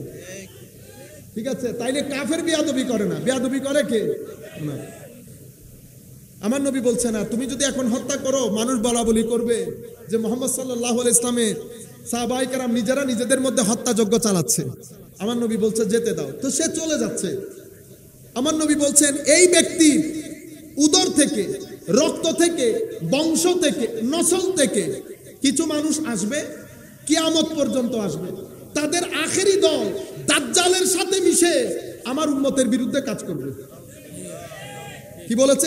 তাদের নামাজ তোমাদের নামাজের চেয়ে বেশি হবে, তাদের তিলাওয়াত তোমাদের চেয়ে বেশি হবে, ঠোঁট ভিজা থাকবে, মনে করবে কোরআন তাদের জন্য, তারা কোরআনের জন্য। এখন করি না তাফসীরুল কোরআন, কিন্তু আমার নবী বলছেন নবুয়তের জবানে, লা ইউজাবিজু হানাজিরাহুম, ঈমান তাদের কণ্ঠনালীর ভিতরে যাবে না। কেন? কারণ ঈমানের জায়গা এটা না, ঈমানের জায়গা এটাও না, ঈমানের জায়গা পেটও না, ঈমানের জায়গা সিনা। ঈমানের জায়গা কোথায়? সিনা। মহব্বতের জায়গাও সিনা, ঘৃণার জায়গাও সিনা। কারণ ঈমান আসলে নামই মহব্বতের। ঈমান কিসের নাম? মানে একজনকে মহব্বত করবেন, আরেকজনকে ঘৃণা করবেন। কাকে ঘৃণা করব, কাকে মহব্বত করব? আমার নবীকে মহব্বত করব, নবীর যারা বিরোধী পক্ষ তাদেরকে ঘৃণা করব, এটার নাম ঈমান। সেই জায়গা আল্লাহ সিনার মধ্যে রেখেছেন। এখানে বাক্য তৈরি হয়, এটা বাক্য ডেলিভারি দেয়, আর সেই বাক্যের মধ্যে ইমোশন অ্যাড করে অথবা হেট্রেড অ্যাড করে সিনা থেকে। কোত্থেকে? সিনা থেকে। তো আমার নবী বলছে ঈমান মুখে মুখে থাকবে, ঈমান সিনার ভিতরে যাবে না। শেষ পর্যন্ত বুখারী মুসলিমের মধ্যে হযরত আলী বিন আবি তালিব রাদিয়াল্লাহু আনহু, আমি মাদ্রাসার ছেলে যারা আমার এই কথাগুলো শুনছেন, আমি বিনয়ের সাথে আপনাদেরকে বলবো, আপনারা বুখারী মুসলিম থেকে এই হাদিস একটা দুইটা না, অসংখ্য হাদিস এটা বের করেন, বের করে আপনারা দয়া করে আপনাদের উস্তাদদের সাথে এই বিষয়ে বিস্তারিত কথা বলবেন যে এখানে কাদের কথা বলা হয়েছে। এরপরে আমার নবী সাল্লাল্লাহু আলাইহি ওয়াসাল্লাম বলছেন, হযরত আলী বিন আবি তালিব থেকে বর্ণিত, শেষ জামানায় কিছু মানুষ, কিছু ছেলে তাদের উদ্ভব হবে, বয়সে কম হবে, ব্রেইন ওয়াশ হবে, ঈমান থেকে এভাবে সরে যাবে যেভাবে তীর ধনুক থেকে দূরে সরে যায়, অথচ কথা কোরআন হাদিস থেকে বলবে। আমার নবী বলেছেন মুখের কথা অনেক মিষ্টি হবে, কিন্তু এটা নেকড়ে বাঘের মতো হিংস্র হবে। আমার উম্মতকে ধরে ধরে হত্যা করবে, আমার উম্মতকে ধরে ধরে হত্যা করবে, আর বাইরের মানুষকে ছেড়ে দেবে। এরা, আমার নবী সাল্লাল্লাহু আলাইহি ওয়াসাল্লাম হাদিসে পাকের মধ্যে বলেছেন, হুম, তারা জাহান্নামের কুকুর, আসমান জমিনের মধ্যে সবচেয়ে নিকৃষ্টতম সৃষ্টি। এটা আমি বলছি, বুখারী মুসলিম শরীফের মধ্যে এই কথাগুলো এভাবে এসেছে। আপনারা বুঝতে পেরেছেন, ধারা দুইটা হয়ে যায় নাই, একটা সাহাবায়ে কেরামের ধারা, একটা বিয়াদবির ধারা। এই বিয়াদবির ধারা আমি এখন কোথায় কোথায় গিয়েছে বলবো না, শুধু এতটুকুন বলবো, এখানে এখন অনেক নাম। আমার ছেলে যখন ইউনিভার্সিটিতে গেছে পাগল করে দিয়েছে আমাদের ছেলেদেরকে, আমি আহলে কোরআন হাদিস মানি না, আমি আহলুল হাদিস মাযহাব মানি না, আমি হচ্ছি আসল মুসলমান। আমি তবে সাহাবায়ে কেরামকে নিয়ে আমার কিছু প্রশ্ন আছে, তাদের মধ্যে কিছু কিছু আসলে এরা লেস সিগনিফিকেন্ট, কি বলে, কম গুরুত্বপূর্ণ। দেখছেন কত বড় পণ্ডিত। আচ্ছা, আরেক দল আইসা বলতেছে আমার কোনো অসুবিধা নাই, এই বেয়াদব সাহাবায়ে কেরামকে নিয়ে কথা বলেছে, আমরা সেরকম বলি না, তবে আমাদের এখানে কেউ আলে বাইত নিয়ে একটু সীমা লঙ্ঘন করে। দেখছেন? আচ্ছা, আরেকজন আইসা বলে যে আমাদের সমস্যা কোন জায়গায়? তো আমাদের সমস্যা কোরআনেও না, হাদিসেও না। আমাদের সমস্যা হচ্ছে আমরা এই মৌলবীদের, এগুলো মৌলবীয়ানা। আমরা একটু মডারেট মুসলিম। আমরা এমনিতে নামাজ দোয়া পড়তে পারি না, তবে রোজা আসলে আমরা ঈদ করি, কুরবান আসলে কুরবান তো অবশ্যই করি। আমরা একটু মডারেট মুসলিম, নামাজ দোয়া নাই। আরেকজন আমার ছেলেকে বলতেছে দূর দফা করো, সবকে দফা করো, আসো আমাদের কাছে আসো। আপনি তো আমরা এই দিন, ধর্ম, কোরআন, হাদিস এগুলো সব একজন আরেকজনকে ফিতনা করে। আসো, এটা ওয়ান চান্স, সুযোগ একবার। দুনিয়ার মধ্যে এসেছি, চলে যাব, কেউ কোনো কিছু জিজ্ঞেস করবে না। Let's enjoy, let's enjoy. বুঝতে পেরেছেন? এটা হচ্ছে আমাদের বর্তমানে সামগ্রিক পরিস্থিতি। এখন আমাদের এখানে আপনি আমার ভাই, এই যে আমরা বলি না আহলুল হাদিস, আপনারা মাইন্ড করবেন না, আমি জাস্ট আপনাদেরকে বোঝানোর জন্য বলছি। আমার আহলুল হাদিস ভাই বলেন, আহলুল কোরআন বলেন, যে কোনো নাম আপনারা বলেন, আমি এটা আমার আখেরি কথা। উম্মতে মুসলিমার মূল সমস্যা এহানত। উম্মতে মুসলিমার মূল সমস্যা কি? এহানত। নামাজ, অর্থনীতি, কোনো কিছু মূল সমস্যা না, এহানত। এহানত মানে আন্ডার এস্টিমেট করা, তানকিস করা, ছোট করা, খাটো করা, বেয়াদবি করা। কার শানে? নবীর শানে। কার শানে? আলে বাইতের শানে। কার শানে? সাহাবীর শানে। কার শানে? আউলিয়ায়ে কেরামের শানে। উম্মতে মুসলিমার সবচেয়ে মূল সমস্যা হচ্ছে এটা, আর কোনো সমস্যা নাই। আমার আহলে হাদিস ভাইয়ের সাথে আমিন জোরে বলা, আস্তে বলা, হাত তোলা নামা, এগুলা নিয়ে কোনো সমস্যা নাই। এগুলা উম্মত আজকে করতেছে না, গত 1200 বছর ধরে করতেছে। আপনার সাথে এগুলো আমাদের কোনো সমস্যা নাই। আমার সলাফি মুসলমান যিনি বলছেন, আমার ভাইয়ের সাথে আমার কোনো সমস্যা নাই। আপনি বলছেন তো কোরআন হাদিসে যা আছে তা, আমরাও বলতেছি কোরআন হাদিসে যা আছে তা। আপনি বলতেছেন তাইলে ইমাম মানেন যে, সেটাও তো কোরআনের কথার কারণে মানি। কোরআন বলেছে আতিউল্লাহ ওয়া আতিউর রাসূল ওয়া উলিল আমরি মিনকুম, আল্লাহ রাসূল এবং উলামা মানতে। আমার সাথে আপনার তেমন কোনো ফারাক নাই, সমস্যা নাই। যেই কোনো মানুষ একটা একটা করে উঠান, কারোর সাথে উম্মতের সমস্যা নাই। উম্মতের মূল সমস্যা এহানা, আন্ডার এস্টিমেট, তানকিস। সেটা কার? নবীর শানে। এমন এমন কথা বলবেন নবীর শানে বেয়াদবি হবে, সেটা আমরা মেনে নিতে পারবো না। আলে বাইত রাসূলের শানে বেয়াদবি করেছেন, খারেজি হয়েছেন। সাহাবায়ে কেরামের শানে বেয়াদবি হয়েছেন, শিয়া হয়েছে। নবীর শানে বেয়াদবি হয়েছে, এখন কত নাম, আমি কয়টা বলবো? আল্লাহ রাব্বুল আলামিন আমাদেরকে হেফাজত করুক। আমার মাদ্রাসার ছেলেরা যারা আমার কথাগুলো শুনছেন, আমি যে আখেরি লাস্ট যে স্টেটমেন্ট আপনাদেরকে দিয়েছি, এটা আমার কনক্লুডিং রিমার্কস। আমি বলেছি এটা আমার গবেষণা। আপনাদের কাছে যদি ভিন্ন মত থাকে, আপনারা দয়া করে আমাকে জানাইতে পারবেন। পেজের মধ্যে ইমেইল অ্যাড্রেস দেওয়া আছে, নাম্বার দেওয়া আছে। আপনি আপনার গবেষণা, ডিবেটের দরকার নেই, মারামারি হুঙ্কারের দরকার নাই। আপনার গবেষণা আমাকে দিয়ে দেবেন, আমি সেটা পড়ে আমি যদি উপকৃত হলাম, আমার যদি কোনো প্রশ্ন থাকে, আমি আপনার সাথে আমার জ্ঞানটা শেয়ার করতে পারলাম। আমি বলছি উম্মতের মূল সমস্যা এহানা, বেয়াদবি, হয় রাসূলের শানে, নতুবা সাহাবায়ে কেরামের শানে, নতুবা আলে বাইতের শানে, নতুবা আউলিয়ায়ে কেরামের শানে। এই চার জাত, এগুলা হচ্ছে উম্মতের, এরা হেদায়েতের এজেন্ট। কেন? এরা হচ্ছে আল্লাযী আনআমতা আলাইহি, নিয়ামত প্রাপ্ত বান্দা। এরা কারা? এরা ইন্না নাহনু নাযালনা যিকরা ওয়া ইন্না লাহু লাহাফিজুন। ইন্নার মধ্যে এরা চারজন আছে। এরা কারা? যাদেরকে আল্লাহ নামাজের মধ্যে সালাম দিতে বলেছেন, আসসালামু আলাইনা ওয়া আলা ইবাদিল্লাহিস সালিহিন। এরা কারা? তো এরা হিজবুল্লাহ। এরা কারা? হিজবুল্লাহ। বুঝতে পেরেছেন? এরা হেদায়েতের এজেন্ট, নবী, সিদ্দিক, শুহাদা, সালেহ। আল্লাহ রাব্বুল আলামিন আমাদের হামি ও নাসির হোক। আমরা আজ থেকে যদি একটা জিনিস করতে পারি, আমি সমস্ত ছেলেদেরকে বলি, আমরা সহ, আমরা আজকে থেকে প্রতারণা না করি, জুলুম না করি, প্রতারণা না করি, জুলুম না করি, ধৈর্যশীল হই। আপনার জীবনে অনেক শাইন করতে পারবেন, আপনি অনেক কিছু করতে পারবেন। আপনি এখান থেকে পটিয়ার বাজার যাওয়ার পর্যন্ত যদি 10,000 মানুষের সাথে ঝগড়া করেন, তো আপনি কিছু করতে পারবেন জীবনে? যেই ব্যক্তি এত আগুনের গুলা নিয়ে ঘোরাফেরা করে, সেই ব্যক্তির জীবনে কখনো সফলতা আসে না। সফলতা তাদের হাতে আসে যারা ধৈর্য ধারণ করে। সফলতা তাদের হাতে আসে যারা ভদ্র। সফলতা তাদের হাতে আসে যারা আমার আল্লাহ এবং রসুলকে ভিতরে লালন করে, সবর করে, তাওয়াক্কুল করে, তাদের কাছে আসে সফলতা। মনে রাখবেন, এখানে আপনি এখান থেকে পটিয়া যাওয়া পর্যন্ত সব মানুষ আপনাকে আপনার মতো করে সম্মান করবে না। কেন? আপনার একটা পরিবার আছে, আপনার একটা শিক্ষা আছে। আপনি বলতেছেন সেদিন আমাদের এক ভাই রিক্সা ড্রাইভার, 60 বছরের রিক্সা ড্রাইভার, আপনি কলার ধরে ফেলছেন।